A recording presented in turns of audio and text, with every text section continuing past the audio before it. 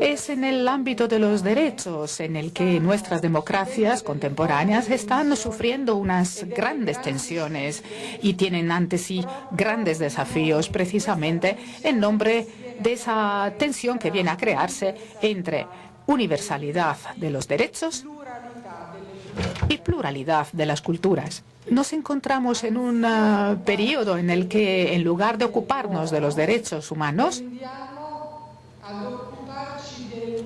tendemos a ocuparnos del hombre de los derechos, lo humano de los derechos. Es decir, que los derechos tienden a definir la propia naturaleza de la persona humana. Hoy nos encontramos en un frente totalmente distinto. Estamos en un momento en el que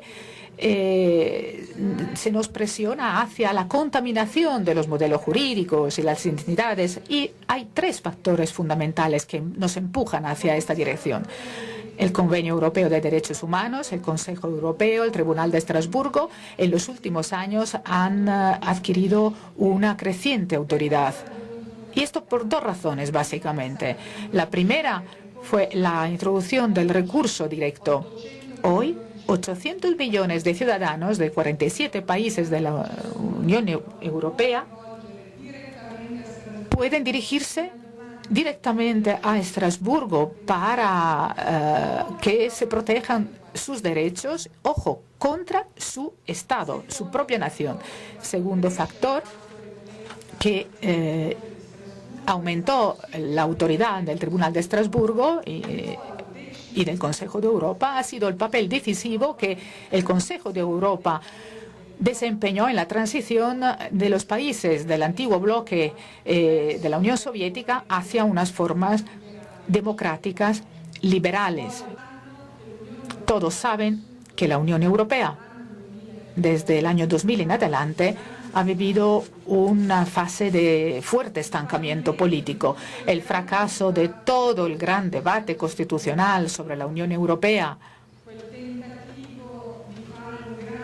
ese intento de dar un gran salto hacia adelante en la integración que se ha perdido, ha fallado por ese grave rechazo por parte de Francia y de Holanda a la ratificación, pues ha generado un estancamiento de varios años. Esta ampliación del horizonte de los derechos humanos, que salen del ámbito estrictamente nacional al supranacional, pues hay movimientos contradictorios en ello, y en muchos aspectos se trata de efectos positivos, puesto que de alguna forma se afirma la universalidad de los derechos. Pero en otros aspectos lo que pasa es que se esconden trampas, insidias, porque a través de estas aperturas se corre el riesgo de que en nombre de los derechos humanos en realidad se lleven a cabo operaciones políticas.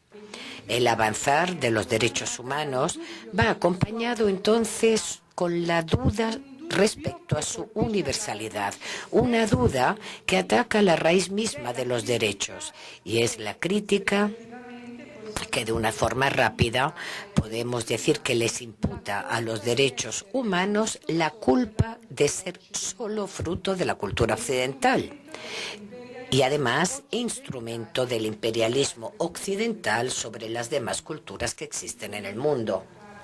La cultura multiculturalista y relativista hace sombra sobre la posibilidad misma de reconocer los derechos humanos, porque discute y pone en cuestión que exista algo universal común a todos los hombres. Y además, sobre todo, y en ese sentido me gustaría atraer vuestra atención, el ataque más duro de la cultura universalista es cuando dice que los derechos humanos no son en absoluto universales, sino que son una expresión pseudo-universal de aquello que en realidad esconde una visión cultural parcial, ideológica, del liberalismo occidental.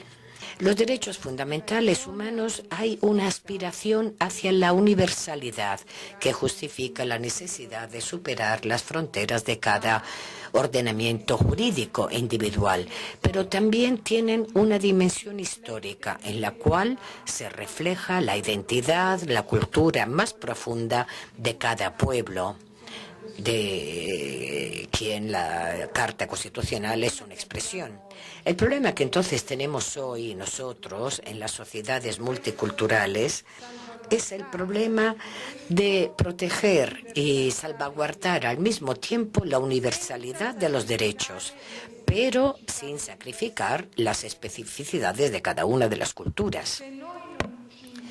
Porque si no nos comprometemos en esta operación, el riesgo es de que muy pronto la categoría misma de derechos humanos se va a convertir en algo inservible.